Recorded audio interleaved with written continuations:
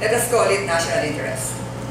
He has to be sure, however, that his assessment of the national interest is based on credible studies by credible government agencies like the Terror Studies Center, SWS, Pulse Asia, and research units, not the assessment of his sisters and relatives. No?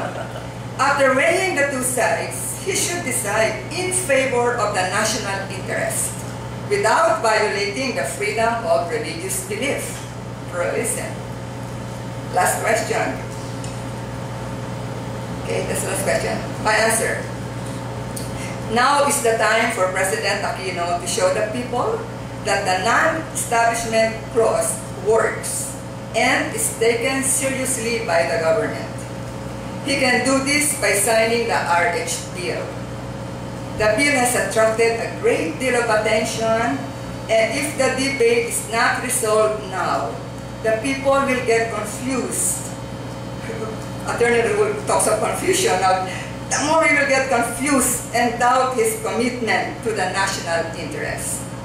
If it's not signed now, the interpretation of the non-establishment clause would look like it's dependent on who is the president or who is interpreting it. It should not be like that. The non-establishment clause should always be interpreted as protection of freedom of religion and separation of church and state. And to sum up, because you want prognosis from us. To sum up, I do not think that, and I do not think it's a confusion. I don't use that word confusion. I do not think that our public invocation of God, you always try to observe yourself. You always do that. Bahala na. Bahala na. Anyway, try to observe your expressions and see how often you invoke God. Okay? I do not think that our public invocation of God's help in the preamble of the Philippine Constitution. We have that in the Philippine Constitution. And in the So Help Me God, and the clause during the oath-taking of public officials.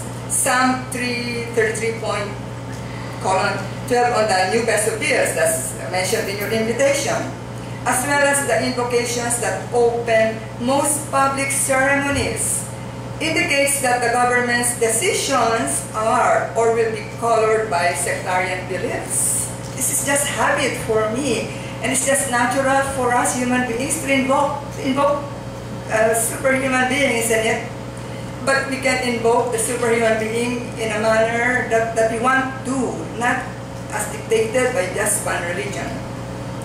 If you notice, the USA is very religious. I think it's the most religious nation in the world. You know, all these charismatics, almost all of them, they are from the Americas. And all these preachers are Americans, you know. They sing, God bless America. I have seen many historical monuments in the USA that call on God and praise God. Public monuments, no? And yet, in the United States, divorce is allowed, and the government spends for contraceptives for the poor. Any president can be religious personally, deep in his heart, and at the same time put the secular national interest above his own personal beliefs. I am personally very religious, but I'm very secular when I am in the classroom. We can separate the two personally. Okay? This forum is part of a series that asks the speakers to give her prognosis on how the Aquino administration will govern and how his government will impact on Philippine institutions and the lives of Filipinos. So my prognosis, and here I am joking a bit, you watch for my words.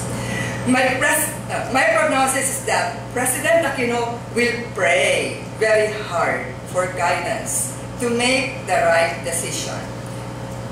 Don't deny it. You pray before examinations, right? Perhaps he will ask the intercession of his mother, former President Corazon Aquino. And perhaps as a result of these prayers, he will decide to sign the RH bill into law.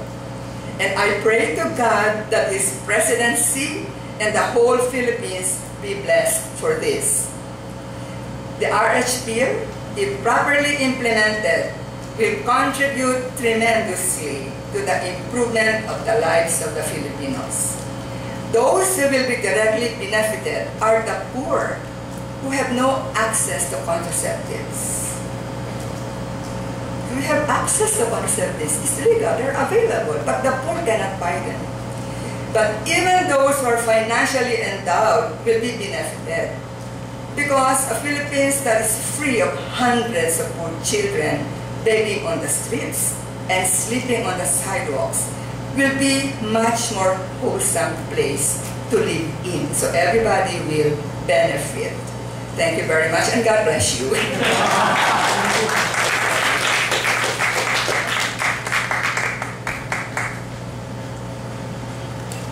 Thank you, Professor Yulsen.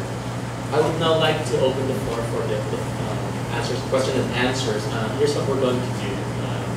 We're going to collect question in threes and then give our presenters the chance to respond to them. So please approach the microphone at the center of the room, introduce yourself and your affiliation. Anyone would like to get the ball rolling? Yes, Professor Aquino.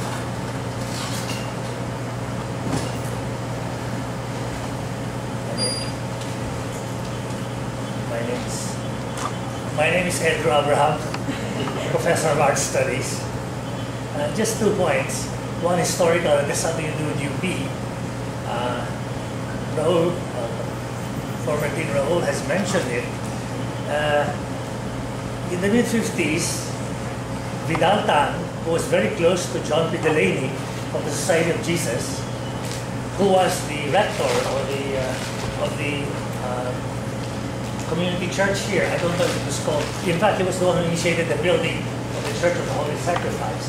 Vidal Tan wanted to establish a department of religion. But his intention was the same intention that you would find in a Harvard or a Yale or a Princeton. That religion, because it is something that is very important to human beings and it is part of human life, should be part of academic discourse. However, at that time, there was a very strong reaction from civil libertarians because of the strong Catholic action against the Rizal Bill. If you remember, Recto sponsored Rizal Bill. And yet, while all this was going on, as Raul has pointed out, 2 churches have been established on campus. The Church of the Risen Lord of the Protestants, at least the mainstream Protestants, and the Church and the Chapel of the Holy Sacrifice of the Catholics. So even here on campus, you see this discourse playing with each other. Fortunately, over the last several years, it hasn't been a major issue. It hasn't been a major issue. Second of all, Ron David came up with an article about 5 weeks ago concerning this matter. He said that it would be okay if whatever decisions we make on the ethical sphere or the political sphere are animated or inspired by religion. But we cannot use religion as a justification for taking a stand by saying, wala kang magagawa, Katoliko ako eh. You have to appeal to a higher universal value that responds to the public interest. And therefore, whatever argument you put across has got to satisfy those universal values. In the Philippines, the realities are patent. Poverty, overpopulation, and private choice, and private choice of private individuals. I just wanted to bring this out because I agree with Professor Jose here that a president sooner or later will have to say, God, I hope you will inspire my decision, but he will have to ask himself, if he's true president, what is really in the public interest? And even if he's being instructed by all kinds of letters by the CBCP, it's a good thing you clarify that the CBCP is an organization of the Catholic Church, not necessarily the Catholic Church. It's good to clarify these things because when we say Catholic Church, we typically mean the hierarchy, the clergy, that takes a stand on church dogma or doctrine or its latest position on this and that ethical issue or moral issue. So I sympathize with the position, but I think we are also a very flexible people. We like to invoke the Catholic Church and faith when we need it. EDSA would not have happened without the Catholic Church, that's true. But you're also saying, wait a minute naman, wag naman kayo masyado makailam dito sa bantag ito. It's a play, it's a gray area where there's a great deal of play. So what is worrisome to me is the stance of many sections of the Catholic Church, including some bishops in CBD, to say that the RH bill is a pro-abortion bill. Of course it's not. Anyone who reads it will see it's not a pro-abortion bill. But if you put it that way, you scare a lot of people into thinking it's a pro-abortion bill, although it's not, because let's face it, most of us don't read these bills to begin with. And if the church says this is it, and then some of us are scared. And now I wonder what the result will be now with all the scare coming from the Catholic Church for the next, if there's another survey on the RH by Asia Pulse or the social media. I wonder what the result would be. For all you know, it might turn in favor of the position of the CBCP because of the scare. So the point is, we should know who we are. Most of us are Catholics, and the voice of conscience is also the voice of the church in the sense that Professor Jose has put it, because the church is really the people and not necessarily the hierarchy. But as good Catholics, I'm not a Catholic by the way, but I studied in Ateneo for a while, so I have some knowledge of this, and most of my friends are Catholic. But it doesn't mean to say that you don't look to the church for guidance on ethical and private issues. Certainly, let it be so. But be careful, in last analysis, the arbiter, as far as your choice is concerned, ought to be conscience. And that's very Catholic. Thank you, Professor Abraham. I guess we have to keep in mind thou shalt not bear false witness.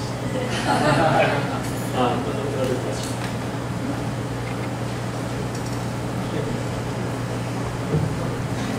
Good afternoon. I'm Rentan of the Filipino Freethinkers. First of all, congratulations on organizing this event. It's very needed in this day and age where we live in a pseudo-theocratic government. We are from the Filipino Freethinkers. We are a group that values reason, science, and secularism. And I'd also like to add that the freedom of religion, or rather the separation of church and state, also includes freedom from religion. And although our group includes many progressive believers from different faiths, it also includes people without any belief or faith. So we include atheists, agnostics, deists, and all the varieties of belief. And we at Filipino Freethinkers also work with the Reproductive Health Advocacy Network. And most of our work is done promoting the RH bill. And we participate in Congress as resource speakers. We go to the Senate. We come out in debates. In the recent debates of all the major channels, we were there. And what worries us most of all is that our congressmen can speak about the Bible as if it's a document that can be considered as proof. And later on, we're attending a press conference of Ang Ladlad. And as we probably remember, they were shot down initially by the COMELEC because of religious reasons. So they cited the Bible and the Quran as reasons for this. And back to Congress, we hear congressmen debate in religious language, practically pray the Our Father in Congress. We hear resource speakers for their side sing religious songs, and nobody stops them. So this is very worrying. In our money, there's going to be printed that religious verse, and nobody's complaining, nobody's clamoring about it. We released a statement about it, but probably in some columns people are speaking out, but nobody sees this as an issue. And this worries us very much. We see that our Constitution copied the government of the US, as the attorney mentioned. Their separation of church and state is based on the wall of separation of the US. And at the same time, the theocracy in our current Constitution is also based on the US Conference of Bishops.